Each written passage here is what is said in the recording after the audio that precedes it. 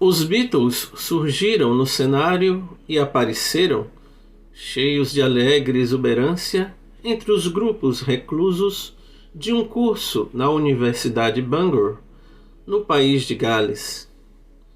Maharishi tentara, com insistência, nos últimos 6 ou 7 anos, atrair gente bem conhecida e influente para o movimento, e ficara desanimado ao perceber que seus seguidores tinham muito pouca influência nos altos escalões. Foi com surpresa e desprazer que descobriu que todos os famosos que se iniciavam solicitavam discrição e privacidade. Mas Mick Jagger e Mia Farrow, logo que o conheceram, começaram a meditar avidamente, trazendo os outros com eles, francos e abertos em seu apoio declarado. A chegada de toda a turma pop e do pessoal do mundo dos espetáculos teve um efeito absolutamente explosivo sobre o MRE. Com exceção de um único homem, o povo eleito cerrou o grupo contra eles. Se eles odiaram os marginais lunáticos e as pessoas inadequadas na estrada Prince Albert, que na maioria eram fracos ou passivos diante da vida, odiaram com muito mais vigor os rapazes de Merseyside, tão bem-sucedidos na vida. A ideia de que eles pudessem aspirar aos mesmos benefícios espirituais que seus colegas mais bem educados fez com que as penas se eriçassem de imediato. Como é que eles vão entender essas coisas? Perguntou uma senhora idosa com extremo desdém. Na verdade, as mentes ágeis e brilhantes dos Beatles captaram tudo num instante, e sua atitude aberta e franca para com Maharishi foi como uma brisa de primavera soprando pelo inverno gelado do movimento. As discussões animadas e as conversas curiosas indicavam que a palavra da meditação se espalhava como um incêndio pela geração mais jovem. Eles surgiam aos bandos, vindos de todas as partes. Mandavam os viciados se afastarem das drogas antes. Aquilo que procuravam através da maconha podia ser obtido com a mesma facilidade e menos perigosamente através da MT, disseram-lhes. As drogas mais pesadas ainda não eram comuns quanto as mais brandas, menos nocivas, e as pessoas podiam ser convencidas a se afastar se quisessem. O fenômeno do grande afluxo de jovens cantando paz e amor, dando flores uns aos outros, mudou tanto a face do movimento que muitas pessoas foram embora e nunca mais foram vistas.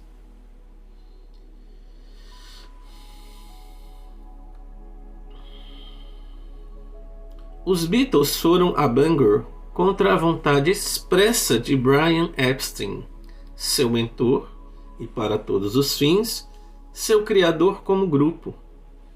Eles eram profundamente leais a Epstein, que administrava todos os seus negócios e normalmente obedeciam à sua vontade. Dessa vez, porém, seguiram seu próprio caminho, e Epstein foi passar 1 ou 2 dias em Sussex com alguns amigos. Na universidade, Maharishi se trancava com os 4 durante horas a fio. Eles dedicavam grande e sincera atenção a seu mestre recém-descoberto. Mas ele queria deles mais do que silenciosa aquiescência e obediência. Queria usar sua fama. 4 arenques pequenos lançados para pegar a cavala, ainda no grande mar da vida ocidental contemporânea. Eles não se importavam que as pessoas soubessem que meditavam, mas suas ações no mundo eram ditadas por Brian Epstein, e obviamente suas carreiras lhes eram muito importantes.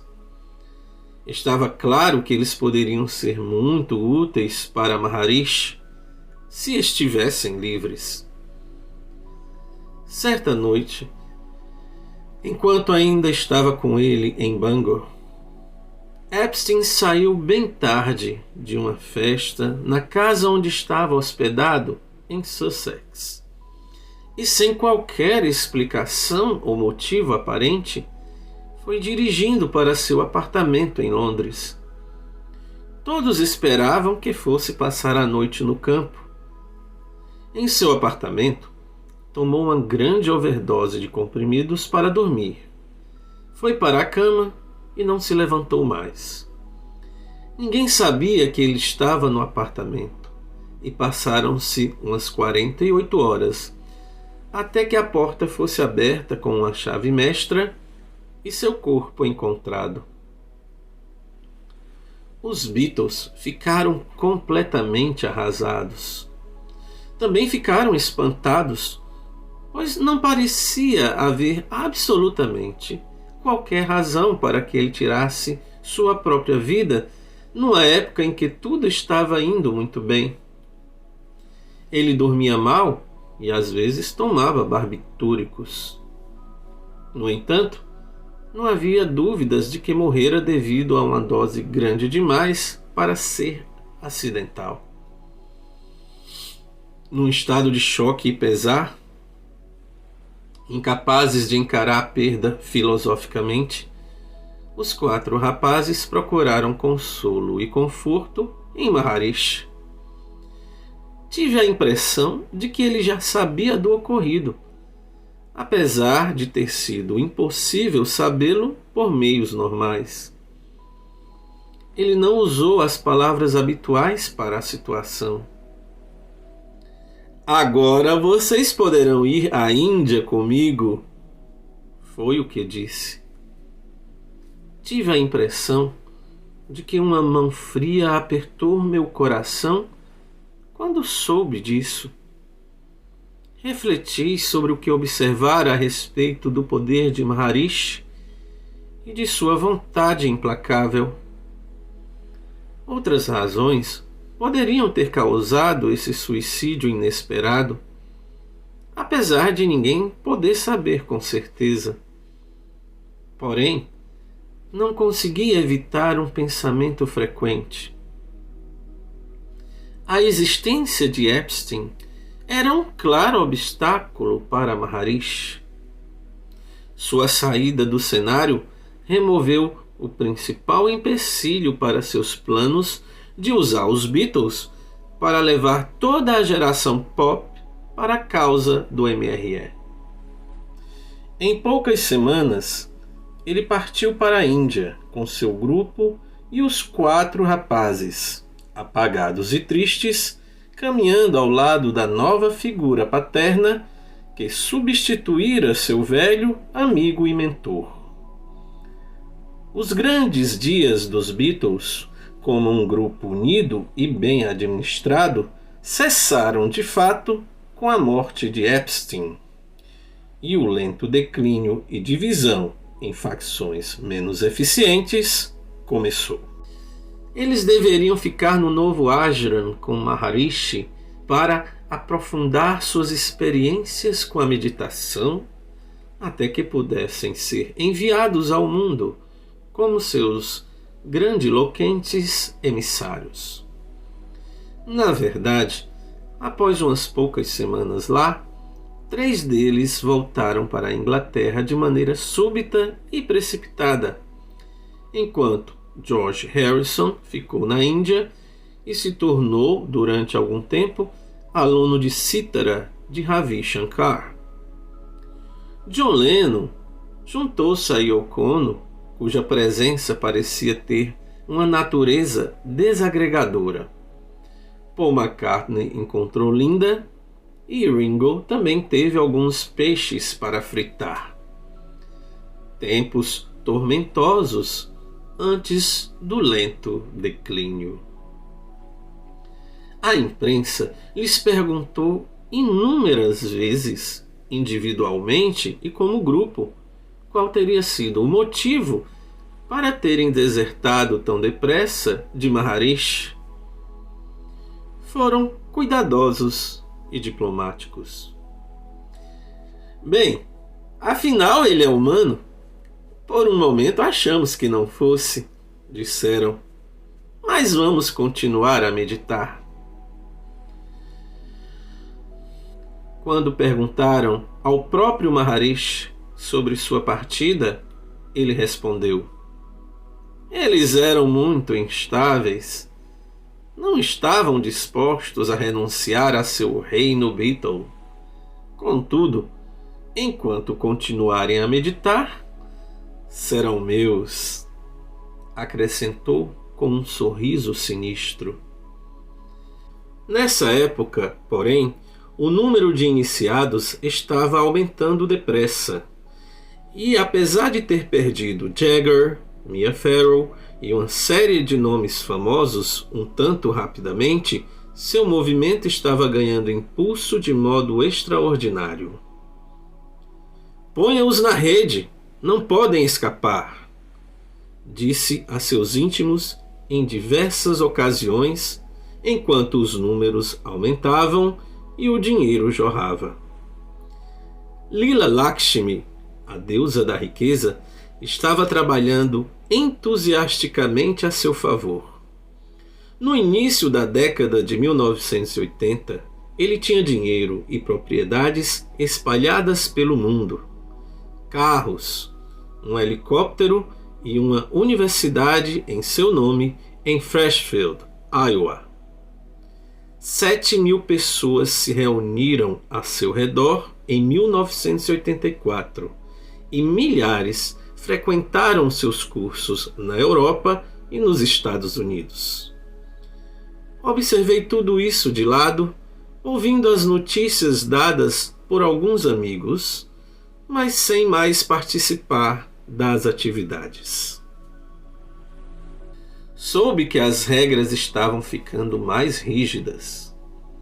Em 1986, uma amiga reclamou que seu marido foi mantido virtualmente incomunicável num curso em Yorkshire, e suas tentativas para entrar em contato telefônico com ele devido a uma emergência familiar foram infrutíferas.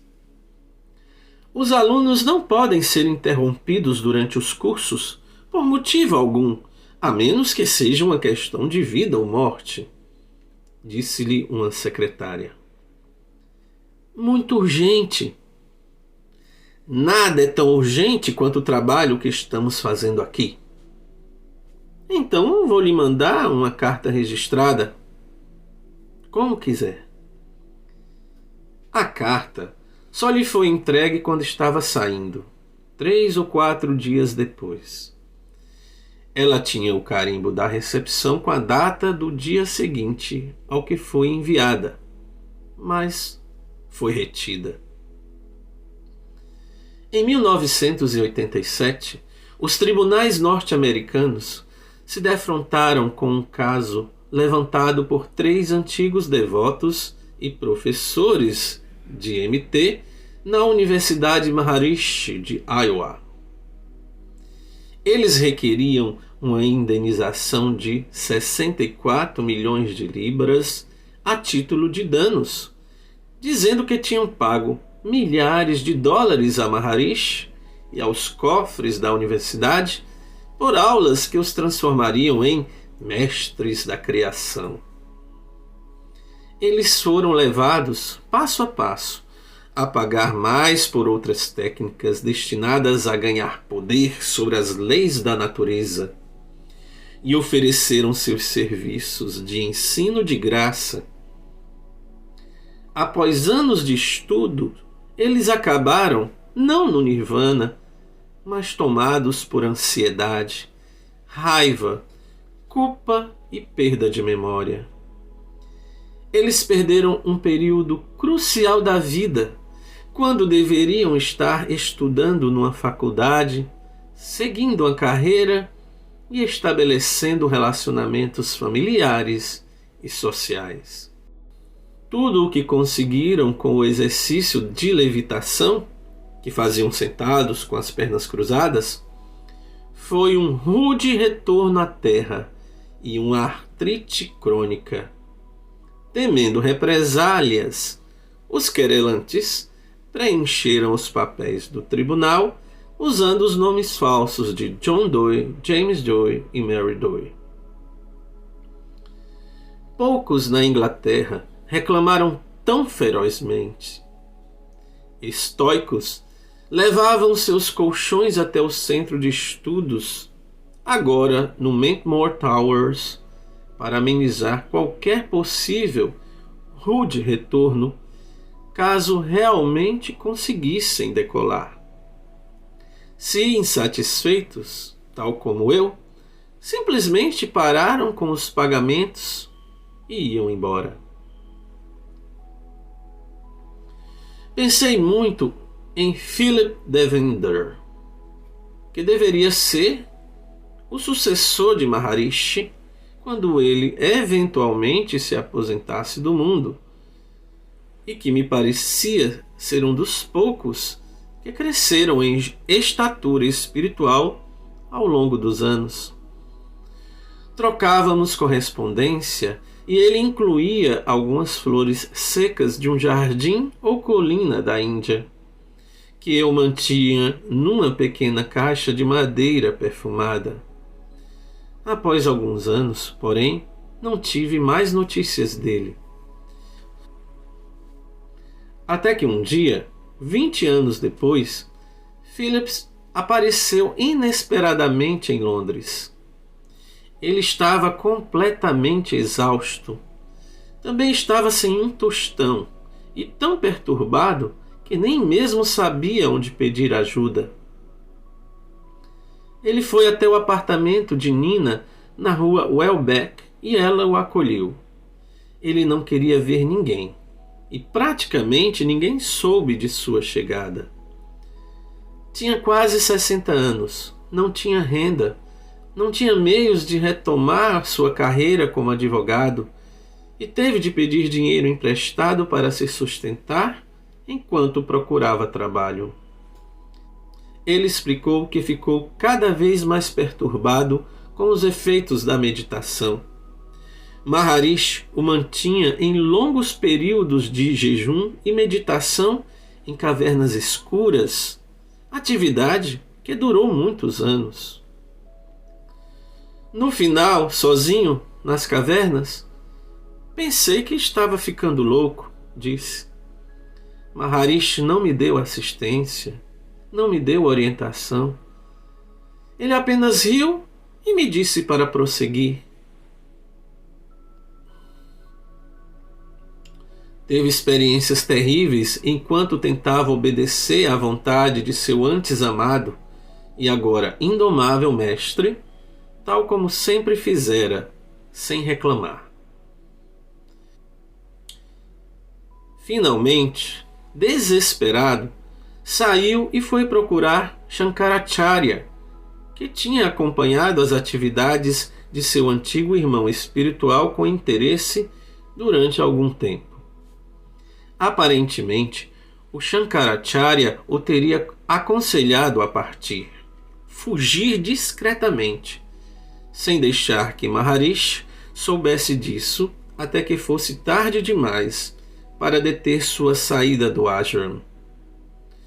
De bom grado, Nina deu-lhe apoio durante a traumática readaptação à vida ocidental.